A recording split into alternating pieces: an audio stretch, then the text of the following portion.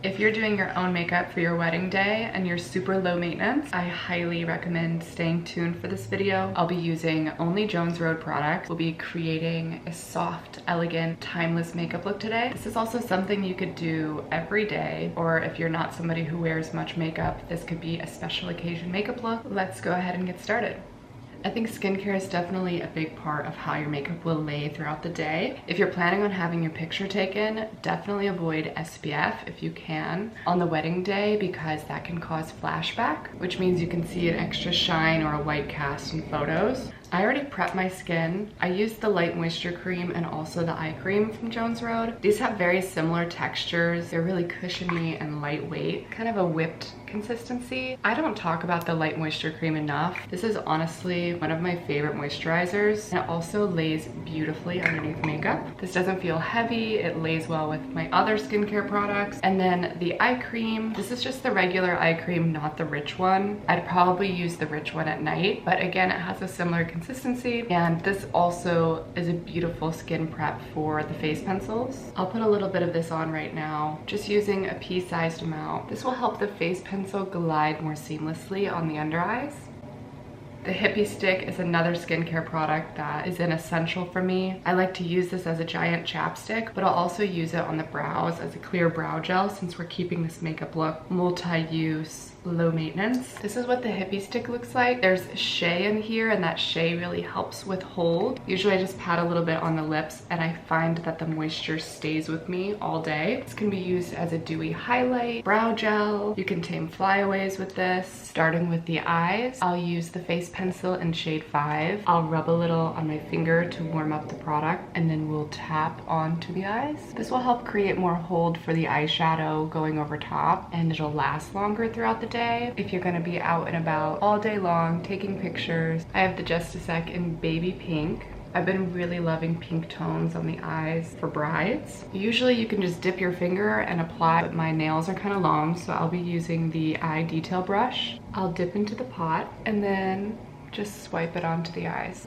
The shimmer in this will draw more attention to the eyes. Also, if you have blue eyes, the pink will also help those blue eyes pop. If I were using my finger, this would honestly take 2 seconds, but I'm just loading up the brush. I want to make sure there's enough on here that's visible, so I'm just going in a few times. I'm not taking this color all the way up here. That would start to look a little unflattering because it's your wedding day. You'll want to make sure you're not washed out in photos. Eyeliner is definitely important. I have the best pencil in brown, softer than black, and it has a little dimension to it. It'll define the eyes without looking too intense. I'm gonna start on the outer corners and slowly move to the outer corner. I'm not drawing one long line. I'm just drawing little strokes. It's more forgiving that way. And if you were to draw one long line, you might be kind of nervous too. This will also help with having a little bit more control.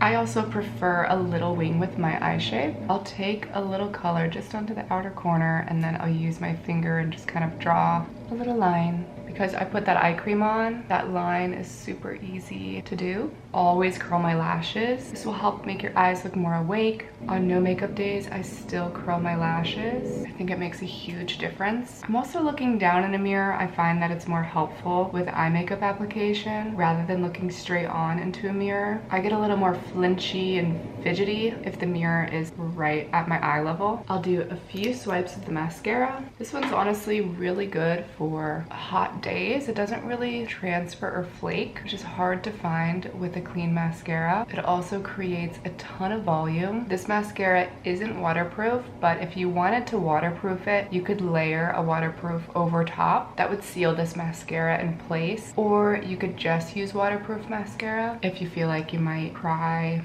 or get really sweaty throughout the day. If you're doing your makeup for your wedding, I definitely recommend practicing a few weeks before. Get all of your products and then play around and practice. That'll give your products some time too. Like the mascara for me, it always takes a week or two before I feel like it's at its peak. The eyes are done. I'll go ahead and put a little hippie stick in my brows just to tame the brows a bit. I'll be using the brow brush with this spoolie. I won't be putting any product in, but if you have brown hair, you could also use the brown pencil we did on the eyes, and you could fill in any gaps with that brown best pencil. So that could be another way to have a little multi-use with your products. We'll move on to the face. I have the Tinted Moisturizer. This is a great lightweight option. I'll put a little on my fingers, not a lot.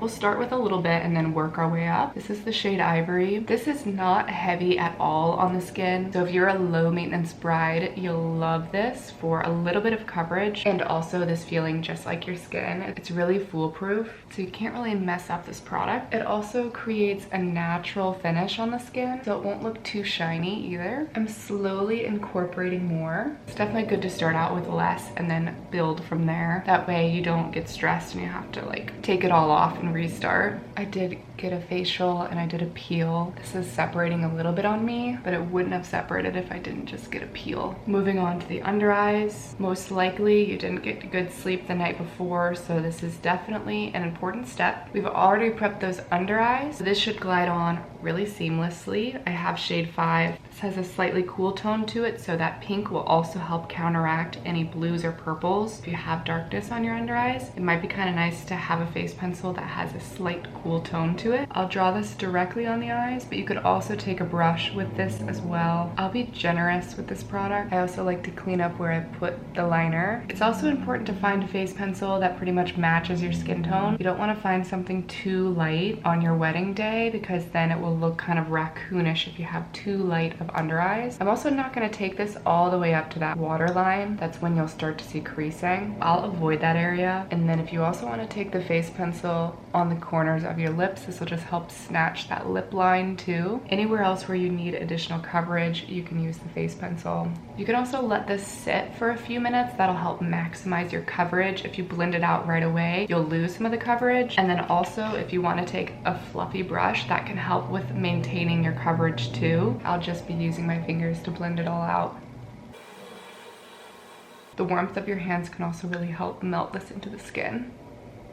The skin's starting to look a bit more awake and fresh. To avoid looking washed out, I'll also be using the Miracle Balm and Sun Kiss. I really want to add warmth to my skin. This will also photograph really well. I'm just swiping a little across the forehead and then also on the cheeks. You can also take it down the neck. To blend this out, I'll use the Everything brush. You could also pat it in and apply that way too. This is definitely an important step if you're wanting to look glowy and fresh. It also helps with contouring. You can also even use this on the tops of your cheeks. I'm really fair right now, but Sun-Kissed still can work for me. You just need to keep blending it out. I'll be going in with another multi-use product. We'll be using the Lip and Cheek Stick as our blush. I'll use Bright Pink today. This will help tie in that pink from the eyes. This is the color. It looks pretty bright, but it applies sheer. I'll use my finger, tap it on to the apples of the cheeks, tapping towards the hairline.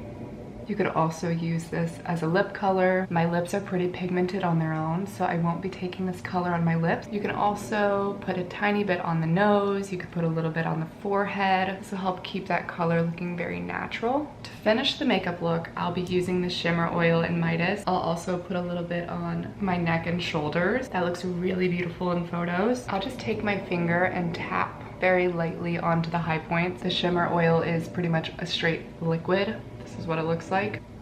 I'll also use the same Everything brush that I used earlier and then add it to the shoulders if you're wearing a strapless dress. This just kind of brings the face and the body together.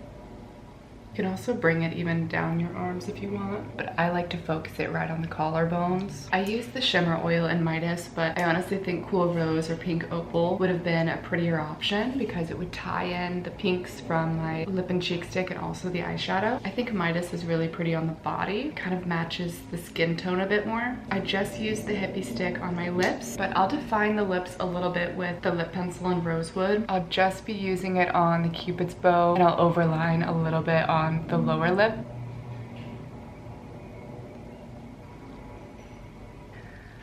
I think it's really important to not do too bold of a color because this will be much easier to maintain throughout the day. I'll just kind of blend that out with my finger. That's pretty much it for the lips. If you're someone who gets a little shiny throughout the day, using a little powder will help keep the shine at bay, and also it'll help with locking in your makeup. I'll be using the tinted powder in pink with the blush brush. I'll dip my brush in the powder, and then instead of tapping off right away, I'm actually gonna tap it into the brush and then tap off any excess. I'll concentrate the powder just on the areas that tend to get the most shiny, so the T-zone, a little on the chin, and then on the corners of the nose. You can also put a little bit on the under eyes. The under eyes are looking a little shiny, so you can put a little powder right there. I'm not gonna bring the powder all the way up here because I like the way the glow looks on the high points. This will also photograph really well too. That way you're not too shiny on the center of your face. That is the finished makeup look. I'll go ahead and take my hair out so we can see it all come together. If you're also doing your own hair, you could use a little bit of the hair balm to tame any flyaways. To kind of help polish the hair a bit. This is the final wedding makeup look. Here's a closer look. Hopefully you enjoyed watching this video, and I'll see you in my next one.